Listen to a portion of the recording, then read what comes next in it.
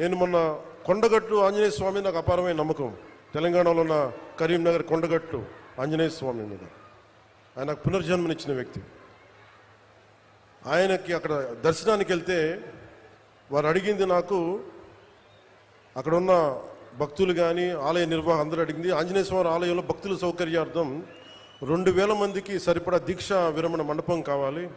అక్కడ దీక్ష విరమించి వాళ్ళు టీటీడీకి వెళ్తారు, తిరుపతి దర్శనానికి వెళ్తారు, మీరు కొంత సహకారం ఇవ్వండి అంటే చాలా వెంటనే తీసుకున్నాను. దానికి వచ్చిన తర్వాత దాన్ని పర్స్యూ చేసిన తర్వాత ఈ రోజున గత 2 రోజుల క్రితం 96 గదుల సత్రం నిర్మాణానికి 35.19 కోట్ల 35 లక్షల వ్యయంతో టీటీడీ బోర్డు ఆమోదం తెలిపింది.